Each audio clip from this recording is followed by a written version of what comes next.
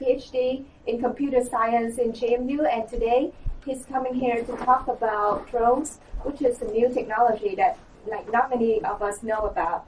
So today, after today, I hope that you will learn what drones is and then what is its application. So before that, can we give a round of applause to welcome Mr. Vaught to coming here today? So I'm Christopher. What I do is I'm a roboticist. Raise your hand if you know what a roboticist does, or you have an idea. Anybody? You in the back. You're a robot scientist. A robot scientist, right? A roboticist is a robot scientist. So what does a scientist do?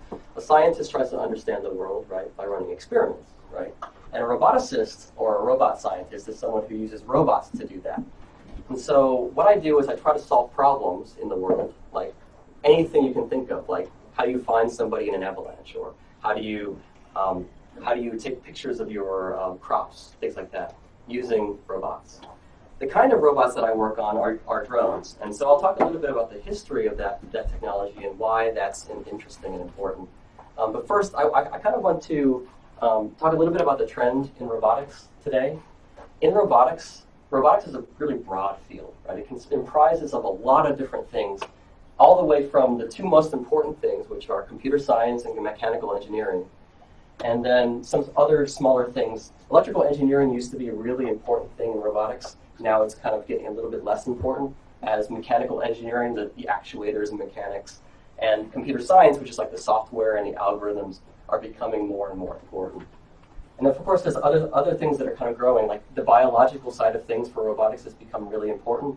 Things like neuroscience, psychology, biomechanics, and cognitive science. Basically try to understand how humans think so that we can make robots do the same thing. Because in the end, robots are interacting in the real world with humans, right? So we have to make robots that are aware of, or that can think like humans, that can work with humans, and so that's really important.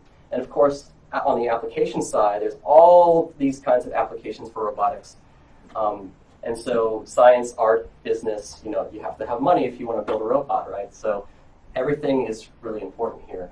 But the two biggest fields in robotics are computer science and mechanical engineering. But so yeah, I'd like to start off with a little bit of kind of history about drones and why they're kind of important.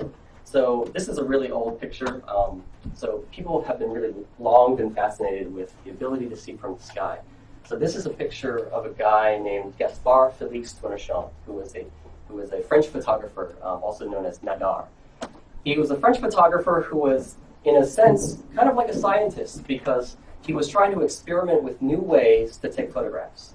And so his idea was, I'd like to take photographs from the sky. That perspective is amazing. So he would get into a balloon like this, and he would take pictures from the sky. None of his works survived. All that we have is kind of like a caricature of him and what he was doing. But think about in the 1800s how dangerous this activity was. I mean, hot air ballooning itself was actually kind of new at the time. And also photography was very new, right? People didn't really know how to develop photos using a dry process. They used a wet process at the time, so that the entire darkroom actually had to be stored in his hot air balloon when he was taking these pictures. So he designed his own cameras, he designed his own balloons, and he was doing this really daring thing, which was very dangerous at the time. He thought that, so what did he do with all these photos? He thought that these photos would be really important for making maps. And of course, the military was kind of interested in his application, because if you can make maps, then you can do plans and you can do strategies and things like that. So hot air balloons are really dangerous, and you have to get in the hot air balloon, so you're endangering your own life if you're taking a picture from a hot air balloon. So people started to look for more safe ways to do this. This picture is a famous panorama by George Lawrence of the ruins of San Francisco after a devastating earthquake in 1906. He actually designed this really elaborate system of kites, booms, and weights in order to hoist his unmanned camera 2,000 feet above the San Francisco Bay. This camera was like 50 pounds, actually this is probably the first or the oldest surviving picture that's been taken by an unmanned aircraft. So this is really cool. As photography technology continued to get really small and less complex, methods for carrying cameras became more interesting. You see these cameras carried by birds. So this guy here, his name is Julius Neubronner, designed a camera that could be strapped to a bird. And he would set it up so that it would take a picture every 30 minutes as the bird flew. So he would just let the bird fly and it would just take pictures. And these are the kind of pictures he got. These pictures were really popular as kind of postcard photos, so people would buy these and just use them as postcards. So starting from the early 1900s and then through World War I, these types of aerial vehicles were actually really important for military tools for surveillance. So after World War I, a lot of different militaries started to begin building drones, not for surveillance, but more for target practice. They wanted to teach people how to shoot the airplanes down. So the Royal Navy created this drone that was basically, it was a manned airplane. This is a plane that you could actually go inside and fly. But they took the person out of it, and they put servo motors to control the controls that the human would normally control. And by doing so, they ended up creating a radio-controlled airplane, which they used as a gunnery target. The Royal Navy called that the Queen Bee, right? And there's a story that the U.S. commander came and saw a demonstration of the Queen Bee and decided that the U.S. should make a version of that themselves. And they called that the male version of the bee, which is the drone, right? The drone is the male version of the bee, and that's why these aircraft are called drones today. During World War II, the Army and Navy began experimenting with the production of target drones for practice. Around this time, people started also doing them for kind of recreational purposes, just making model airplanes so they could fly them around for hobby purposes. So one pioneer in this field was a guy named Reginald Denny, who was an actor, and he was just really interested in the hobby of flying model airplanes. And he got this contract from the Army to build all these kind of model airplanes for target practice. Pop quiz, who do you think this is? That's a good guess. It is Marilyn Monroe.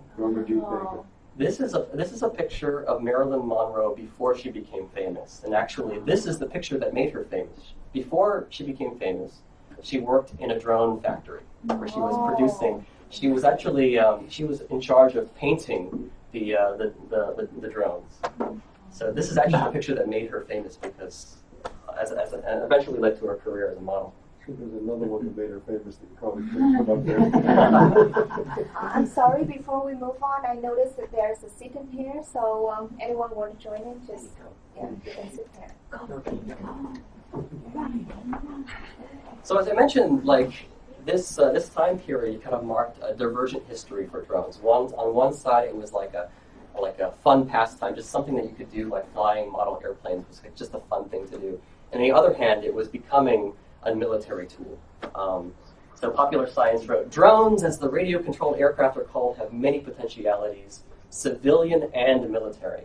Someday, huge motherships may guide fleets of long-distance, cargo-carrying airplanes across continents and oceans, and long-range drones armed with atomic bombs could be flown by accompanying motherships to their targets and in for perfect hits. So, two different directions, civilian and military. So the last 25 years saw a rapid increase in the development and use of drones for the military. They really came to the forefront as we started using them during the Second Gulf War and in the subsequent occupation of Iraq and Afghanistan. These are kind of high-altitude, long-endurance vehicles that are being used for not just surveillance and reconnaissance, but also for destroying their targets. So that caused a lot of ethical concerns about how these vehicles are being used overseas.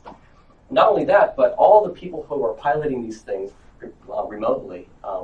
Actually, a study in 2013 showed that these people actually suffer the same psychological wounds as their pilot counterparts, and that's a real big problem, right? So, by the way, anybody know which drone this is? This is a pretty well-known drone. This is The Predator? This is not the Predator. Yeah. This is the Global Hawk. It's the Northrop Grumman RQ-4 Global Hawk. It's a very highly capable drone. They say that you can actually take off from California, fly all the way to Maine, the state of Maine, with no pilot, map the entire state of Maine, and then come all the way back to California, all in one tank of gas. They say that the imaging is so powerful that you can, at 80,000 feet in the air, you can see the date on a dime. Really, really powerful technology. So, not only that, but with the withdrawal of troops from Iraq and Afghanistan, people started to wonder, when these drones come home, could they be used to violate our civil liberties? If you can see the date on a dime at 80,000 feet, then they can maybe see into your bedroom window and things like that. But to be honest, right? So one of these costs about $30,000 per hour to operate. So no one is going to be looking in your bedroom windows with one of these. So $30,000 per hour is about the same as a stealth fighter jet, to be honest. Guess how much one of these costs? $2 million, maybe. Actually, it costs $140 million. Just to have the drone, and it takes a team of hundreds of people to operate. Yeah. How many of those do you have? So we have about 7,000 drones in the Department of Defense that are probably a variety of different sizes. Not just big ones like this, but also smaller ones. Ones that are about the size of this room. So we have about 7,000 like that.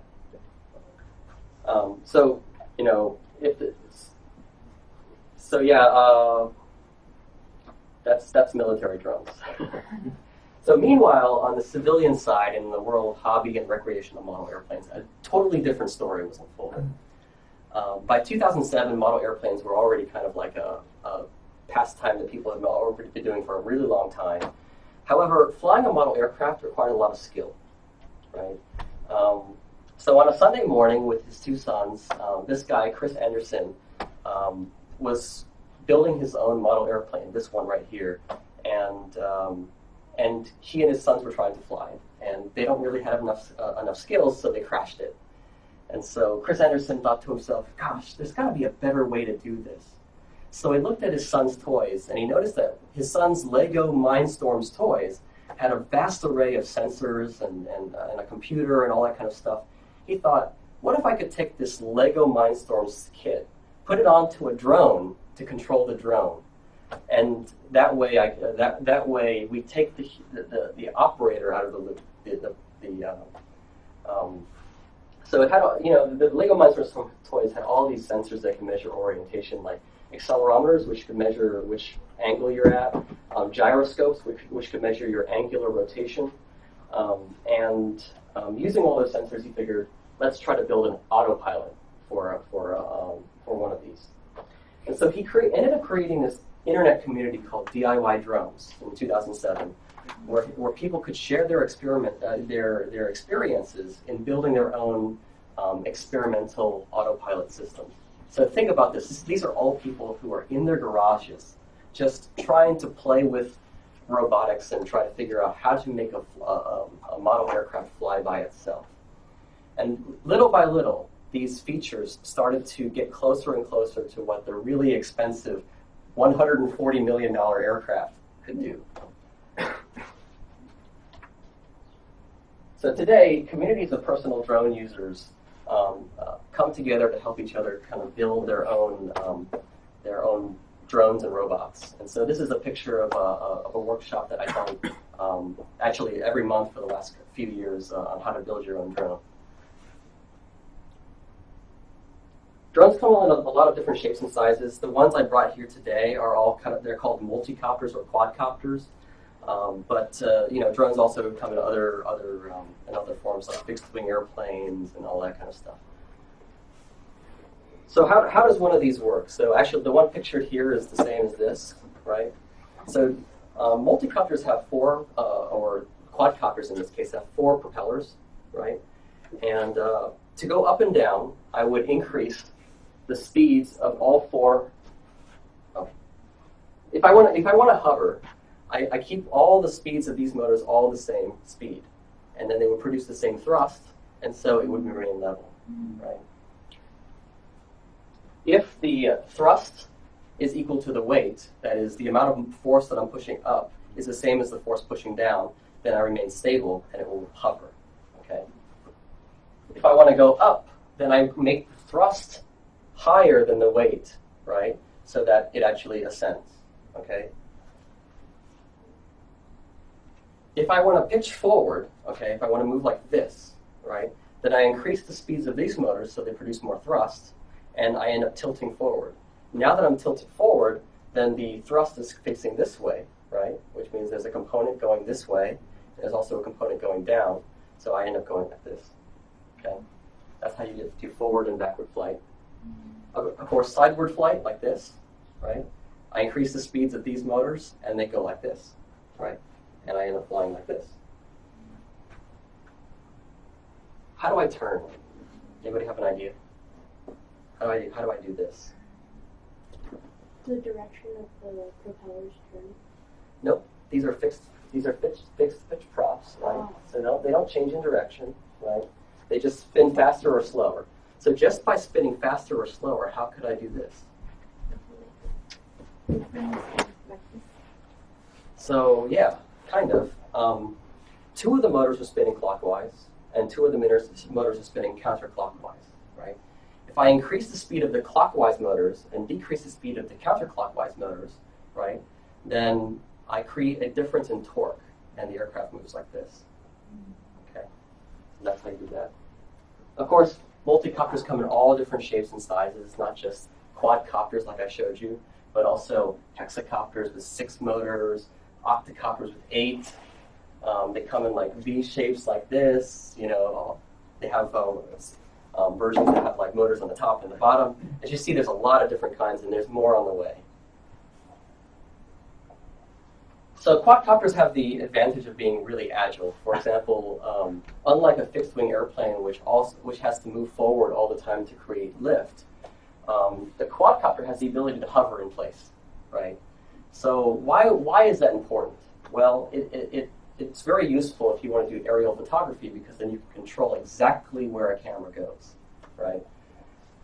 So here's a picture of me. I'm not holding the drone, by the way. It just looks like I am, but actually the drone is hovering by itself in place, and I'm just holding my hands up.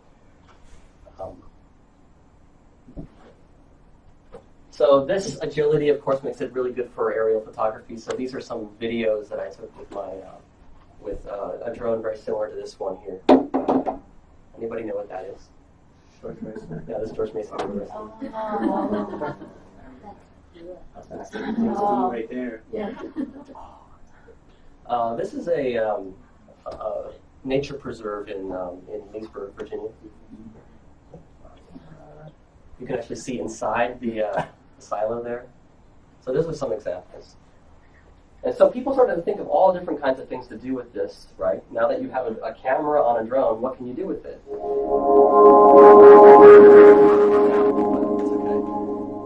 So drones have become kind of mainstream. You can buy one, just from Amazon.com, right? And you can start to do aerial selfies like this guy did. Wow. Selfie. So anybody know where this is? This is San Francisco, right? So 100 years after George Lawrence made that, that really that used this elaborate system of kites to create that picture of San Francisco. Now the technology just fits in the palm of your hand. You can buy it online at Amazon.com. So this particular model of drone, the DJI Phantom, is so popular that Amazon sells as many as 1,600 of them per day. That's just one model of one model and one store, right? There's a camera store called B&H that sells, cameras like that, right? That they sell, just that one New York store sells 200 of them every single day. So that just shows you how many people, if you think that 7,000 drones that the Department of Defense has is a big number, think of how many little drones like this people have in their hands today. Where are they made and who makes them? It comes from a lot of different places. So actually, Think of the do-it-yourself drone is kind of like a hot rod, right? You buy motors from one place, you buy an autopilot from another place. So this particular drone, right? The frame I made myself. The motors come from China. The autopilot unit comes from the U.S., which is actually made in Mexico. These things come from a lot of different places, right? And we put them together. This system was designed and developed in the United States, but it actually ends up getting manufactured in Mexico, and the individual components are made in China, right? So it comes from a lot of different places.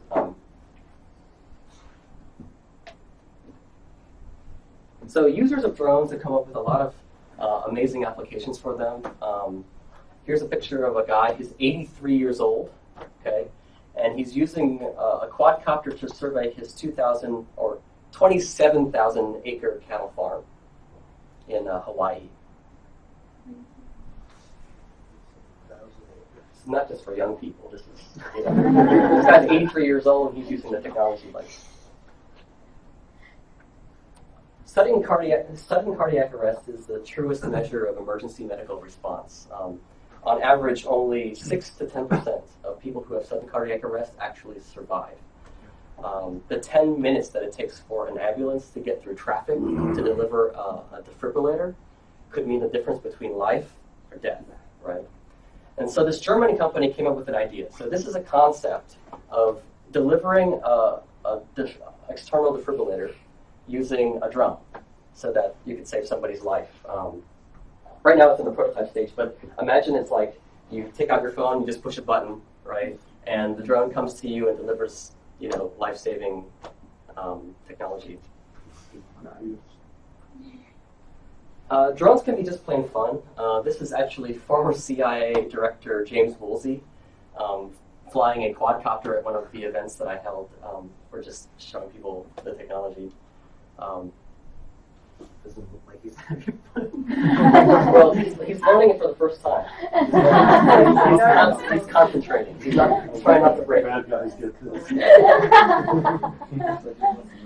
Wow. Drones come in all shapes and sizes, right? So this is a flying violin. So you can actually play the violin, right? Put it on the ground and then use a remote control to fly it. Wow. Send it back to your Why? Send the music to somewhere. Why? Why not? For the art. Right? Why not? It's kind of interesting, right? So Flying piano. the guy who made this was a violinist. He really loves playing the violin, and he also loves drones. So he decided, let's merge the two together and make a drone or a violin that flies. Why not? Then he got music reliever, right? Yeah, that's right. Imagine a guy doing that on your, for proposing you. Yeah. Oh my god. Someone delivers him the Oh my God. violin, and then he plays it. This is why Korean drama ruined minds. Right there. So far, is any one of you have any question for Mr. Chris? Okay. No, man. Like, what inspired you to get interested in drones and start building them? So when I got started in robotics, I got started with humanoid robots. I was really interested in how to get a humanoid robot to move safely through an environment. That is, like, to walk and to open doors and not collide with a human, things like that. And so I started working on what's called motion planning, or the idea of determining those motions automatically. And there's a lot of things to experiment with in humanoid robots, but the one big problem is that humanoid robots are expensive. The typical humanoid robot might have hundreds of motors just to control all of its hands, its body movements, and things like that. And so, if you think about it, a motor is not $1, right? A motor is like $300 or $1,000, right? So multiply that by the hundreds of motors that you need for a humanoid robot, and you're talking about, like, you could easily spend hundreds of thousands of dollars to millions of dollars on one humanoid robot. So it's really difficult to get into that. So I decided, what's the cheapest robot that I can do interesting experiments with and learn motion planning with. And so I ran into these. This is the cheapest robot that you can basically buy and start doing interesting things with, because it only has 4 motors, right? And you can do all kinds of things like make it fly. You can research the controls. You can research the software to control it, all that kind of stuff. So that's how I got into this this stuff. But even before that, when I was really young, like 7 years old, I was really into model rockets. And all the kids in my neighborhood, their families have a lot more money and things like that. So they would just go to the store and they would buy a kit to build a rocket. I didn't have the money to do that. So I had to build my own rockets, right? So I'm building my own rockets that are like toilet paper tubes and things like that, right? But they don't fly very well, right? Because they're terrible. I don't know anything about science. I'm just a kid, I'm just experimenting with different kinds of designs and things like that. So I went to the library and I got a book about how to make your own robot and how to make your own rocket. And I just started following the instructions there, and I started building my own rockets and started experimenting with different designs. And pretty soon, I had rockets that were better than all my friends' rockets. They could fly higher, they could fly longer, things like that. So I realized that robotics and aeronautics were kind of something that was interesting to me. So, and then along the way, when I was in graduate school, I met a professor at a different university. I was studying at George Mason University, and I ran into a professor. He studies ecology and evolutionary biology. Okay, so he's trying to answer questions like, in the tropical rainforest, how does the canopy cover change based on climate change, right? Or in the tropical rainforest, what kind of trees are winning the competition for space? So how do you capture that kind of data? Well, you could get all your graduate students together, and you could have them walk in the forest and literally write down, okay, this is this kind of tree, and then this is this kind of tree, and that could take weeks. But the growing season only lasts like 2 weeks. So how do you do this in a more efficient way?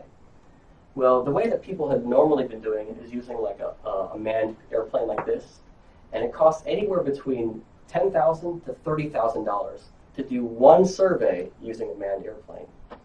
Not only that, but the USGS, the U.S. Geological Survey, said that 66% of field biologists' fatalities are due to aviation.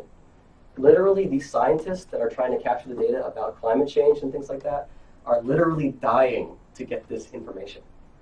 So what if we could put a camera on one of these and capture, and this only costs $2,000, put a camera on one of these and capture the data safely without endangering any lives, right? So using drones equipped with cameras, not just in the visible spectrum, but also in the infrared and in the thermal spectrum, it's possible to measure environmentally stressed plant life. So these are pictures of Antarctic moss in different states. So this is like vigorous moss, healthy moss. This is kind of like slightly stressed, and this is like really stressed moss. This one looks much more unhealthy than this, right? But if you look at the spectral profiles, you can see that they're different. I mean, it's kind of hard to analyze, but at the same time, you can see with your eyes that this is different, right? So naturally, the biologists are trying to figure out what is the spatial distribution of these environmentally stressed plant life. So here's another example of that. If you want to, for example, figure out what the invasive vegetation growth is on a lake like this, right? How would you normally do it? Well, you get in a boat, okay, and then you start taking samples of the water. And that process takes weeks. These guys figured out if they could put a camera on the bottom of their drone that was taking infrared images, they could actually characterize the invasive vegetation growth and produce a map like this in just 8 minutes. So yeah, using aerial photography, we can create maps. Everybody knows that. But even more interesting is the ability to use camera images from different angles to create three-dimensional maps. We call these digital elevation maps. So in this example, we have like a golf course. Okay, this is a golf course. And this here is a sand trap. And the idea is we want to figure out how deep is that sand trap. We just want to answer that question. How deep is the sand trap? Well, there's a few ways you can do this. You can go to the sand trap and just start digging and things like that to try and figure out what the sand trap size is. That could take you a long time. Or you can fly your drone and you can capture a three-dimensional model of that sand trap. So this digital elevation map, you see this line here, this yellow line that's going through here, right? That's the profile that you see here.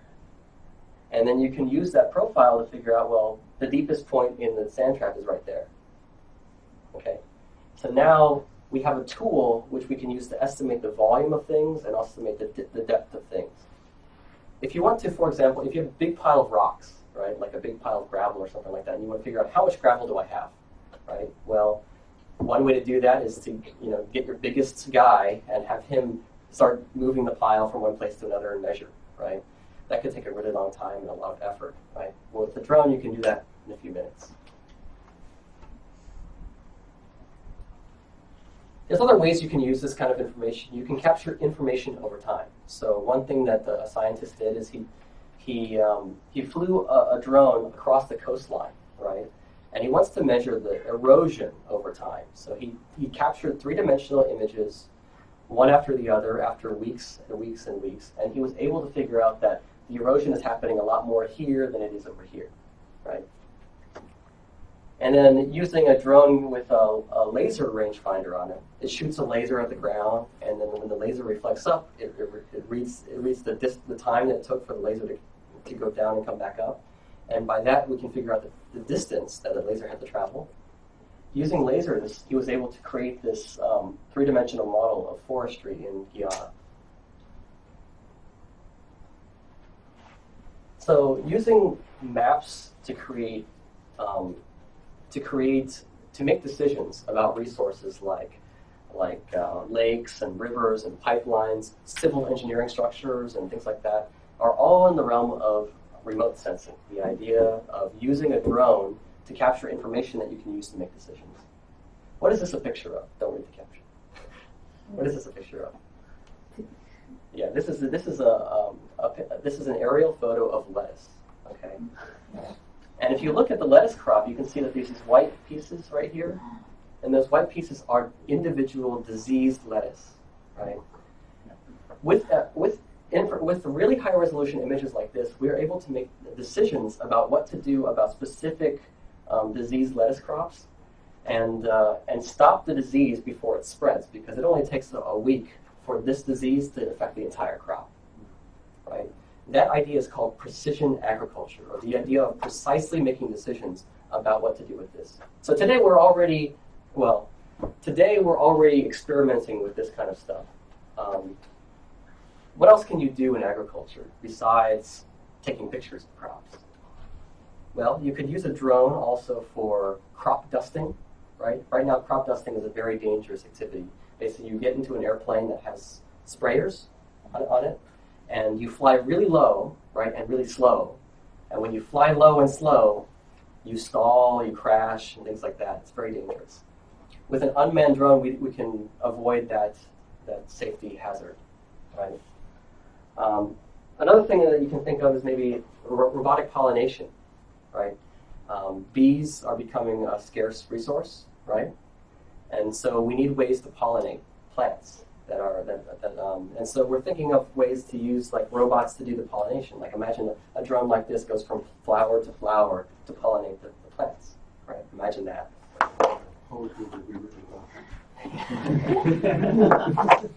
Imagine also restocking lakes. Okay, so when lakes run out of fish, right, you have to put new fish in there so that they reproduce and create more fish, right? Well, one way to do that is using drones that move fish from one place to another. I call that fish bombing, right? And you fly over the lake and you drop a fish in there, and then they reproduce and make more fish, and then that's an interesting application that people have thought of. Can I ask a question about crop dusting? Are the drones platforms heavy enough to hold enough chemical to spray? Yeah, there's many years ago, Yamaha created a drone called the RMAX, which the Japanese have been using for more than 30% of their crop dusting right now. It's an unmanned drone. How much crop dusting do you think is happening using drones in the United States? 0%. And the reason why is because people are scared that that's going to be illegal, and so they don't want to invest in building a drone to do that kind of thing.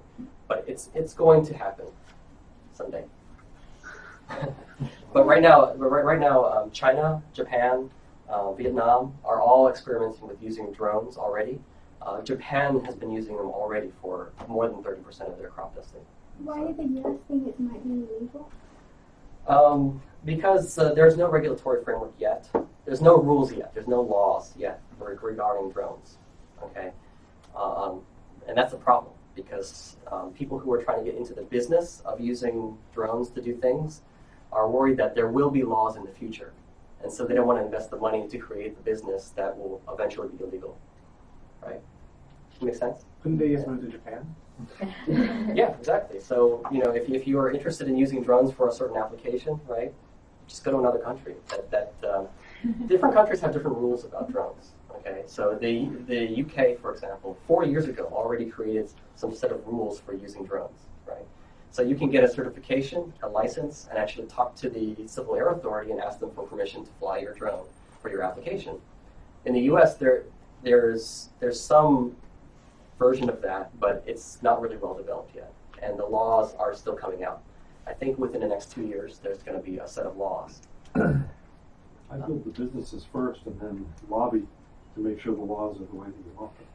That's a risky proposition, right? I mean, if you do that, right, you have the advantage of being a first mover with the technology, right? Because you'll be the first to have the drones that do this, right? It gives you an advantage in the market, right? But, first mover is not always the best thing either. So there's a lot of things to think about, right? But as you can see, right, business is another important aspect of robotics that needs to be studied, right? So it's not legal right now. Amazon is fly a drone right now without any business. They want to use them for delivery.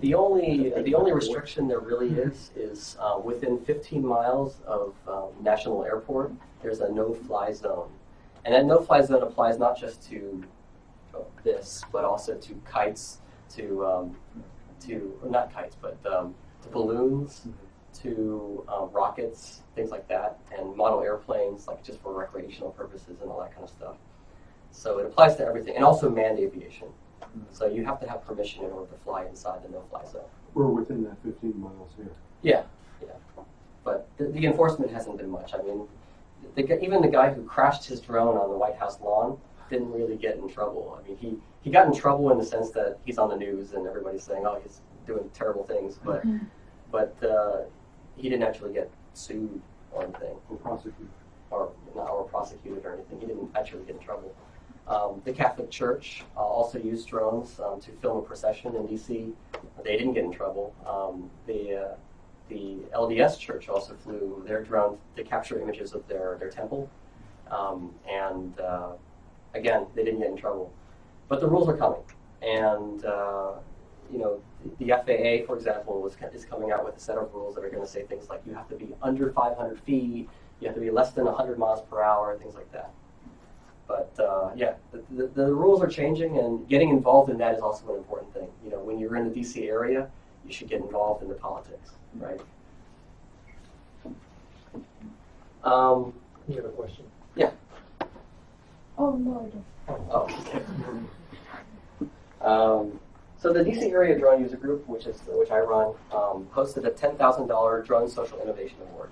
And the idea was to just come up with innovative uses for drones. What are the best things you can do for drones? And one of the winners used drones to actually help with relief efforts after the Typhoon Haiyan in the Philippines. Okay.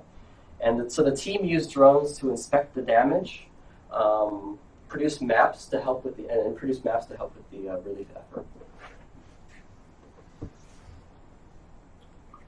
On any given day, there are as many as 100,000 missing persons cases in the United States. And flying drones with high-resolution cameras are just one of the tools that you can use to reduce the time it takes to find someone who's missing. So this guy here works for RP Search Services, which is a company that helps find people. And drone is a tool that they use very often. One example was the BBC reported there was a guy who was missing for an elderly man who was missing in Wisconsin for like 3 days. And they used police dogs. They had a team of people who were searching for him. They had even high-flying helicopters and stuff that were all looking for him. And this drone found the guy in 20 minutes after the operator joined the search effort. Does it have thermal imaging capability? Well, it depends. So this particular drone, yes, it has a FLIR camera on it. A FLIR camera is a camera that's capable of showing you the heat or the thermal image of the surface temperature of things. Okay, so when you're flying over an area that's like a forest, for example, you can find a person who's warm, a warm body out of that, Or an animal?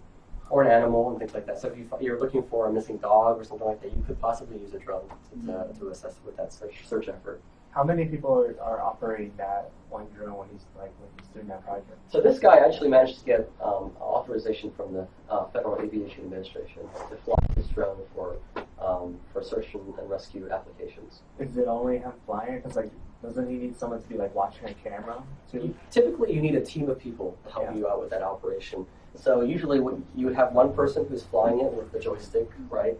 You have another person who's helping him fly that by spotting, right, with binoculars. You have a third person who's looking at the images that are being captured by the drone, right, and figuring out what to do.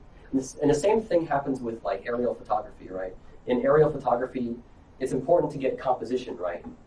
You want an image that looks nice, right? So you have to have an artist looking at the screen and figuring out, okay, you need to turn left, you need to turn right. He might even have controls where he can control the angle of the camera while the pilot is flying line of sight, right? So there's a lot of different kind of dual operator operations that happen with drones. And can you fly established grid patterns from? Yeah, so in addition to flying manually, there's a lot of people who are using autonomous drones. And that's my area of research myself, too.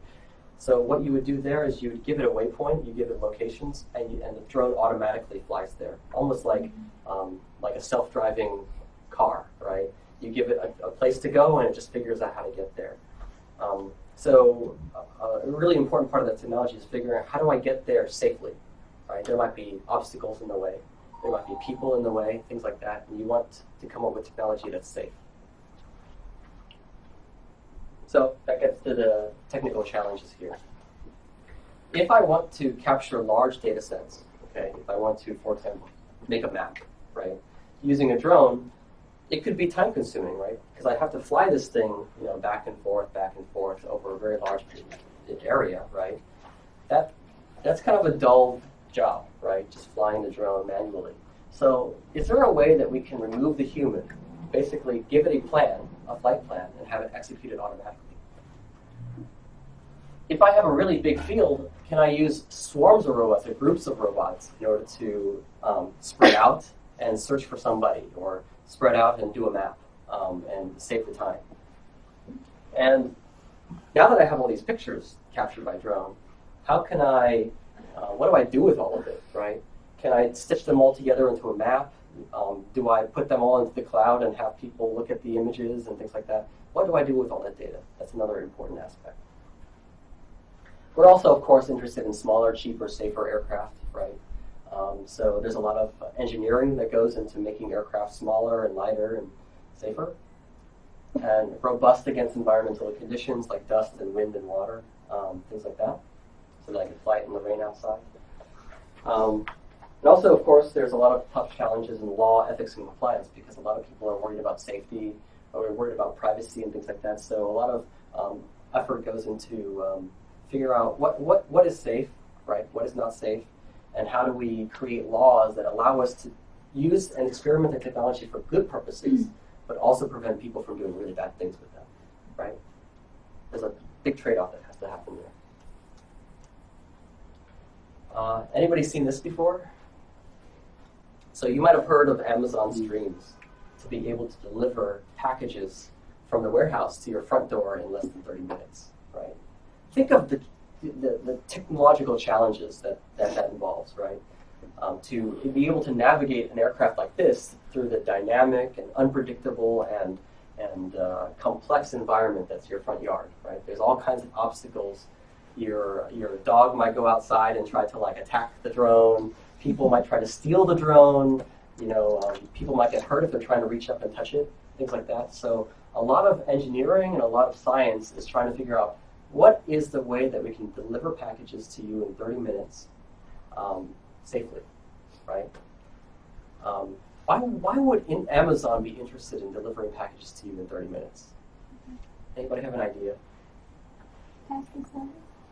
This what? Faster service. Yeah, faster service is important, but why, right? Well, yeah, perishables is one perfect example of why you might want to deliver. Imagine being able to get ice cream online. Just go on Amazon, buy ice cream, and get ice cream to your front door like that, right? You can't do that today. And Amazon wants to be able to sell you everything from A to Z. That's why their logo, remember, Amazon.com's logo has an arrow going from A to Z. They want to sell you everything from A to Z, right? But there's a lot of things you can't buy online today, right? Like, you can't buy milk, eggs, and butter and things like that online. Not yet, at least. Maybe if you had a drone that could deliver in 30 minutes, then you would be able to buy those kind of perishables online. Maybe hot food. Maybe if you are stranded and you're driving your car and you get stranded because your battery ran out or something like that, then maybe a drone can deliver you a battery to jumpstart your car. A lot of different kinds of things that you cannot deliver yet, but that may be made possible if you had a drone. You need They did the study and they found out that if you had a system where a drone delivers a package to like an intermediate location, like a truck or an Amazon locker kind of location, then you can actually you can already reduce the cost of delivering a package all the way down to $1. So already they're trying to figure out, so they're actually taking this seriously. This is not just some like wild like idea that they have. They're actually trying to implement this so that they can actually save money on delivering packages and reduce the time it takes to deliver the package. Yeah? The question is, if we use those, would the cost for using Prime Air, would it be more expensive than shipping? Well, so they did the study and they found out that if they do this, they could actually reduce the cost all the way down to $1 per package, which is a lot less than it currently is. Also, think about this. Every metropolitan area has traffic, right? Washington, D.C., we know, has a lot of traffic, right? How much money is lost because people are sitting in traffic? Like, how much economic loss is there sitting in traffic? Well, first of all, you're wasting gas just sitting there in traffic. Secondly, a lot of packages are delayed because they're sitting in traffic. And they found out that a metropolitan area like Washington, D.C. loses $7 billion a year just sitting in traffic. Right?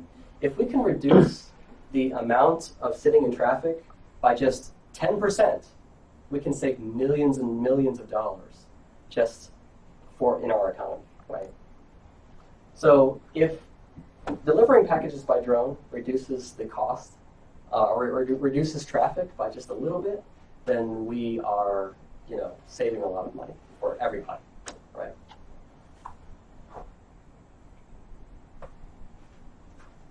So there's a lot of people who are trying to figure out how big the UAV market is. But to be honest, this number that they come up with gets bigger every single year. But one of the biggest questions that people have is, how do you make drones safe, right? So that question leads to what's called the sensor race. The race to develop sensors that allow drones to fly safely. So there's all different kinds of approaches to that. The company called Aurora Flight Sciences in Manassas is developing a drone that has sonar on all sides of it, so that when it gets close to an obstacle, it can detect how far it is away and fly away from it. So if I flew this drone in the room, it would actually avoid the walls and things like that. 3D Robotics, which is the company that makes this drone here, is experimenting with optical flow. Optical flow is when you take an image, right, and you want to figure out how fast things are moving in the image.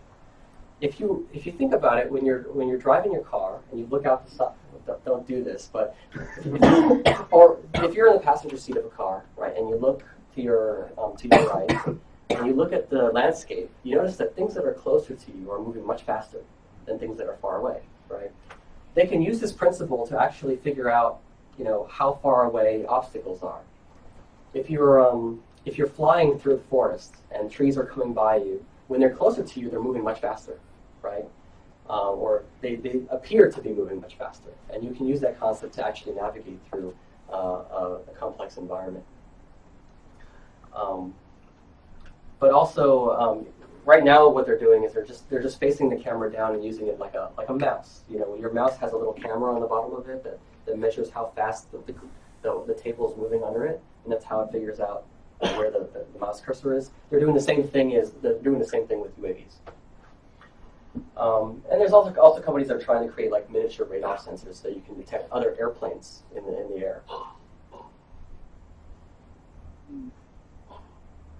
Oh, that's all I had in the slides. Do I have any questions?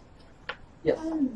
Is there anything you think your invention, your inventions will impact society? Yeah, actually, it depends. So the thing that I'm working on right now is I started a company that's called Sentien Robotics. And what I'm trying to do is create ways to scale the number of drones that you can operate with a single operator. 67% of all the UAV crashes today are because of human error, because of somebody who is at the controls, right, and makes a mistake, right? If we can take the human out of the loop and make the drone fly safely and autonomously, then we can take out 67% of the reason why drones crash, right? And we can increase the number of drones that can fly. Because right now, if I want to fly this thing, what I have to do is I have to go out to the field, I have to take it out of the box, unfold it, put props on it, put a battery on it, all that kind of stuff. It's all a very manual process, and there's a lot of error that can happen. If I screw up one of those pieces, if I put the wrong propeller on the wrong motor, for example, then things can be catastrophic, right?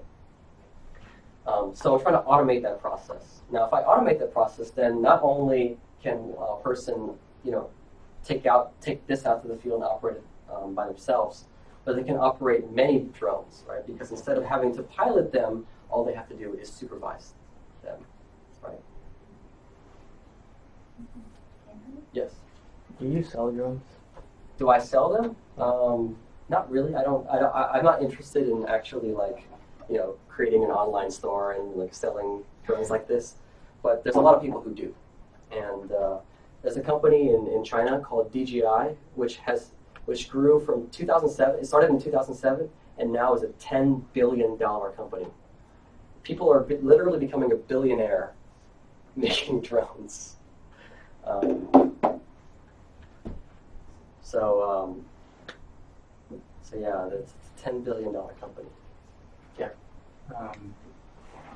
What about augmented reality or virtual reality, 3D? Yeah. So a lot of people are interested in, interested in aerial photography and how can we make experiences more immersive. Imagine seeing the images that are coming off the aircraft as if you're flying through the sky, right? Imagine being able to put 3D goggles on, like an Oculus Rift, for example, and being able to look left and right, and the camera on the drone actually looks left and right, so that you can actually feel like you're in the cockpit of the drone, right? There are people who are working on that. Yeah. Military technology. Yeah. Is this widely available to a number of countries? Like the kinds of things that we have with Global Hawk and Predator and things like that? A lot of companies are developing that technology. I mean, clearly the technology that we're developing here is developed under some sort of Department of Defense contract where there's restrictions on export and things like that. But other countries have been developing drones for many years. China is becoming a leader in the small drone industry right now. China is pretty much the biggest manufacturer of small UAVs today. That's due in part to manufacturing in China being very cheap, but also in part to a lot of the innovation happening in China because there's fewer laws and fewer restrictions and things like that. Here in the U.S., people are just scared. They don't want to mess with it because they're afraid that it's going to be illegal. So, yeah. More questions? Okay, yeah. How come? Well, since it seems more efficient having airplanes or air vehicles designed that type of shape, will real airplanes look like that? Or like people with like manned air vehicles? Will a manned airplane look like a quadcopter, for example? Yeah. Probably not. So the current helicopters today, with the one big rotor and one motor in the back, right, are the most popular and also the most efficient design for a vertical takeoff and landing aircraft. And that's what people are using today for that. And there's a lot of drones that are small like this that are designed like that too. These happen to be very simple because those aircraft actually have rotors that actually change angle, right? This doesn't have anything like that. All it does is just spin faster or slower, which is much simpler. Yeah. Yes? In your opinion, should people have licenses to fly drones?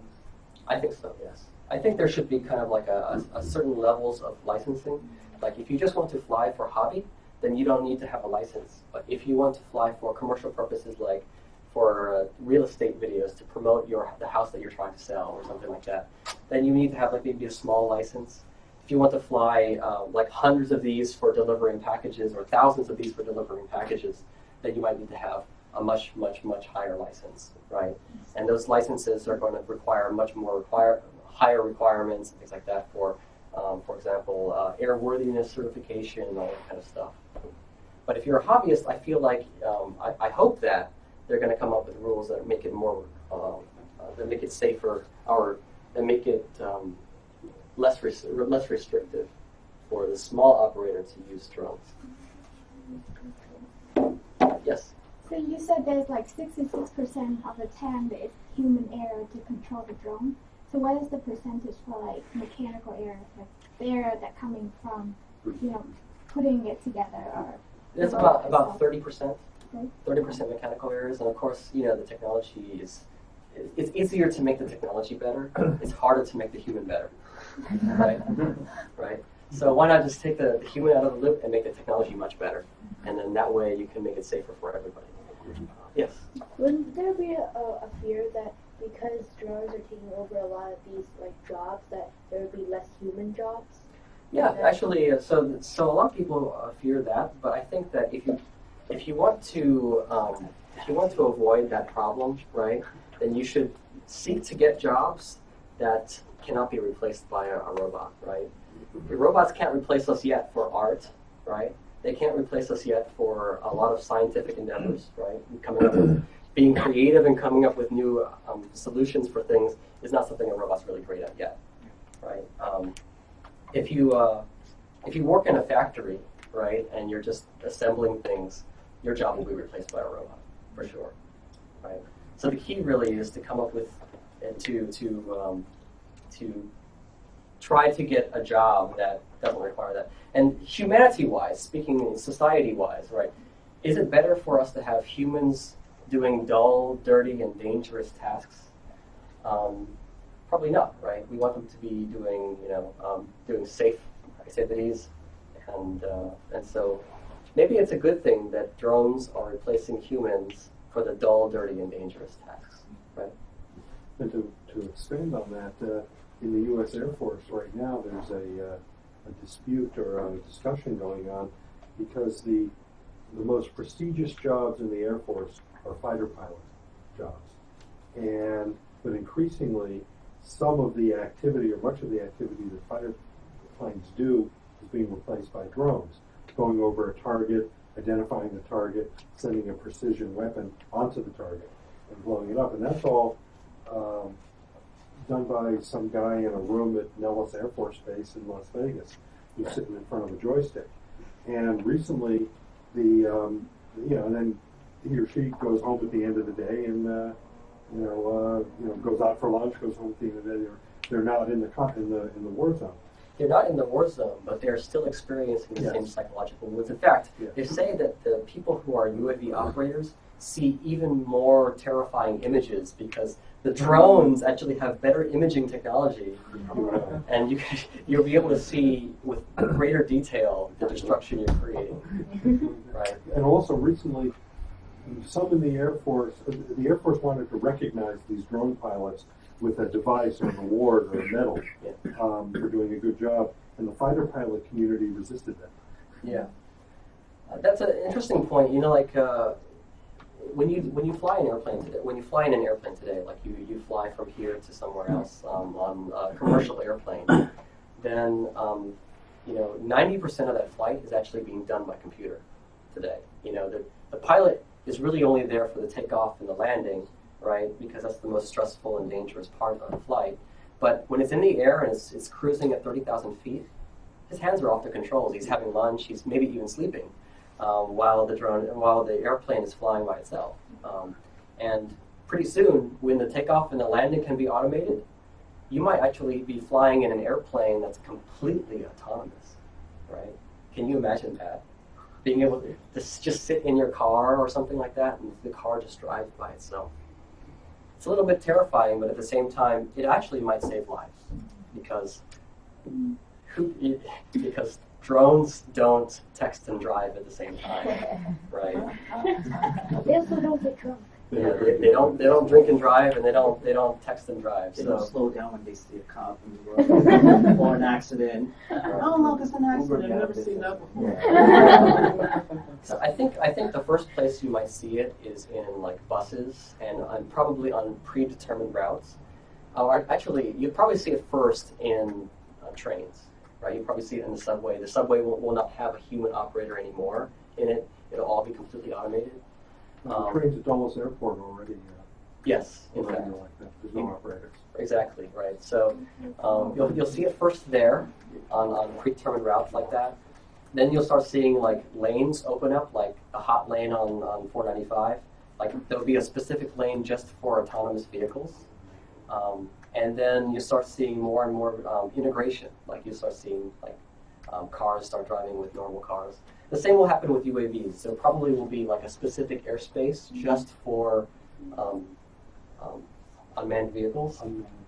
And then more and more as these become safe and we start to trust them more, there will be more integration with normal airspace. Yes? Do you know how the U.S. government may regulate or assign accountability for the use of the drones? Yeah, so currently there don't exist any regulations or rules at the federal level for drones. Last year, or actually this year, the FAA released a notice of proposed rulemaking. So when you want to create a law, okay, you have to go through a process. And that process means that you have to make the law available for public comment, right? And then people can comment on it, and then you can rewrite the law and make it so that it follows those comments, right? And FAA just released the notice of proposed rulemaking this year, and that will become law maybe by 2017 at the latest. That law is covering just the line of sight operation for commercial use, okay? But they still haven't come up with laws for autonomous drones yet, and they still haven't come up with laws for one person operating many drones, right? So that hasn't come out yet, but it's on the way. So laws are on the way in the United States. Okay, so I'm sure everyone would like to know how the drones work. So can you operate on some of them? Yeah, is it raining outside? Maybe we can go outside and do a little bit of flying. It hasn't rained for like the past at least 20 minutes. So Is it raining right now? You in the hallway? It hasn't rained. if there's enough room, maybe. This one is the drone I probably will do for a deep demonstration. The most water resistant one, just in case it starts pouring out of nowhere. Yeah, I mean we can. And it's a little windy out too. Yeah, I don't think we can do it outside today. It's up to you, man. And the most I can fly this is out here. Yeah, the lobby of the building or the hallway. I think that people went Yeah, maybe. That would be nice. Yeah. Really? Yeah. No, that I think that'd be too many people lining up to look at it in the hallway and listening to it.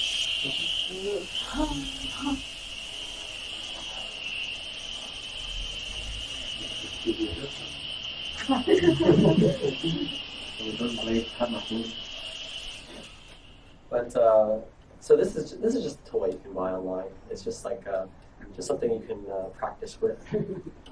This one here has a GPS on it, so when I go outside and test with it, I can tell it stay here, stay in this place, and it will use the GPS and it will actually remain in place. And when I pull on it and let go of it, it'll actually go back to its position that I programmed it to go to. Would it be okay to play with it outside? Yeah, we can go outside. Hi, kids. Single file outside. Yeah. Buddy systems. Oh, before that, can we take a group picture before we can?